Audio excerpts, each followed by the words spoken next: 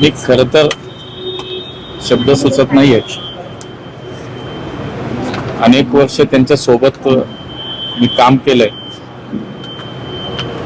आणि हा धक्का आहे. इतका अनपेक्षित धक्का असेल असं स्वप्नातही वाटलं नाही. त्यामुळे विश्वास अजूनही बसत नाही. महाराष्ट्राचा एक लोकप्रिय नेता, गेली 4 दशकं ज्यांनी या महाराष्ट्रातल्या राजकारणामध्ये स्वतःची एक वेगळी ओळख करून दिली,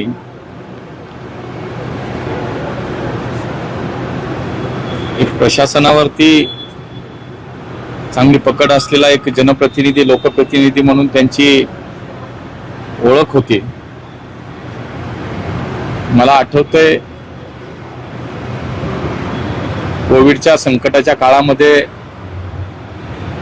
2.5 वर्ष मी त्यांच्या सोबत या शहरामध्ये काम केलं.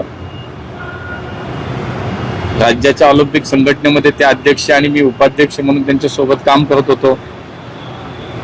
आणि आज दादा आपल्यात नाहीयेत, याचं अतीव दुःख होत आहे. या महाराष्ट्राच्या समाजकारणाचा, राजकारणाचा मोठ्या प्रमाणात झालेलं हे नुकसान आहे. आणि आता दादा परत कधीच आपल्यात नाहीत, ही भावना सुद्धा खूप वेदना देणारी आहे.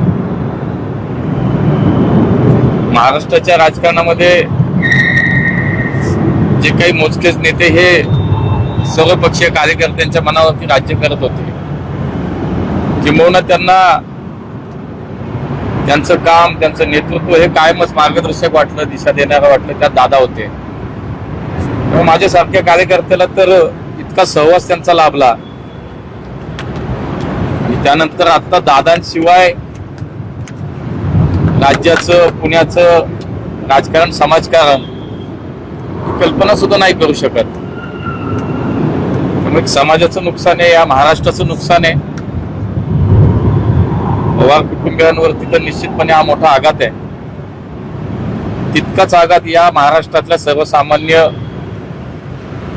सर्वच पक्षीय कार्यकर्ते, मला असं वाटतं की मला सुद्धा आज काय बोलावं ते सुचत नाही.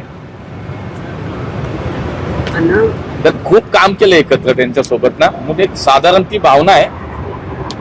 महापालिकेची निवडणूक झाली पण कधीच त्यांचा आदर आणि हे सोडून आम्ही कधी वागलो नाही. आणि त्यांनी सुद्धा प्रेम केलं सगळ्यांवरती. तर एक भावना आहे, बाकी काय आज बोलण्यासारखंही नाही मला वाटतं. तुमच्याकडे काय कारण सांगण्यात आली, DCCI कडनं तुम्हाला काय कारण देण्यात आली, नंतर काय झालं, अपघात कसा झाला याची काही माहिती तुम्ही घेतली आहे ना? नाही, प्राथमिक जी काही दर्शनी दिसतंय, प्रथम दर्शनी जे जाणवत आहे, जी काही माहिती मिळते, आमचे कॅबिनेट मिनिस्टर सिव्हिल एव्हिएशनचे राममोहन नायडूजी सुद्धा सोबत आहेत. त्यांनी सुद्धा सकाळपासून सगळी माहिती घेत आहेत. आम्ही एकत्रित जी माहिती घेतो त्याच्यावरनं हे आहे की प्रथम दर्शनी तरी थोडा विजिबिलिटीचा काहीतरी प्रॉब्लेम होता असं दिसतंय. बारामती ATC आणि पायलट मध्ये जो काय संवाद झाला त्याच्यामध्ये जी काय माहिती मिळते त्या माहितीमध्ये हे दिसतंय की सुरुवातीला विजिबिलिटीचा प्रॉब्लेम आहे म्हणून 2 वेळा 3 वेळा दादांचं प्लेन पुन्हा एकदा फेरी मारून आलं आणि मग लँड झालं. तर त्याच्यामध्ये प्रथम दर्शनी तर असं वाटतंय, पण AIBची आमची टीम निघाली आहे, ती बारामतीमध्ये दाखल होतीये. DGCAने सुद्धा याचं जे काही एक प्रसिद्धीपत्र काढलं त्यामध्ये सुद्धा आता असंच म्हटलंय.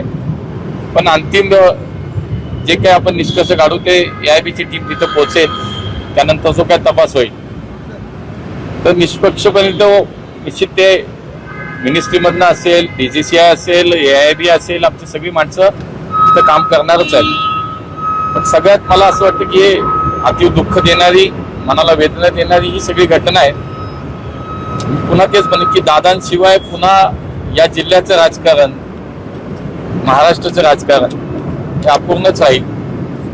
त्यामुळे त्यांच्यासाठी बाकी कुठले शब्द नाहीत. मला ते धाडसही होत नाही की त्यांच्याबद्दल मी श्रद्धांजली असा कुठला शब्द वापरावा.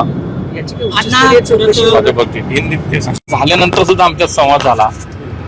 आणि बघा, मी त्या काळात सुद्धा अगदी निवडणुकीच्या प्रचाराची शिगेला होतं, त्यावेळेस सुद्धा ज्यावेळेस मला विचारलं जातं की अजितदादांबद्दल तुमचं काय मत आहे, तुम्ही कुठेही रेकॉर्ड करा, मी तेव्हाही म्हटलं की एक या महाराष्ट्रातला असा नेता आहे ज्याची प्रशासनावरती अत्यंत घट्ट पकड आहे. त्यांना ज्या वेळेला मुरलीधर मोहोळ बद्दल विचारलं तेव्हा तेही असं म्हणा की एक चांगला कार्यकर्ता आहे.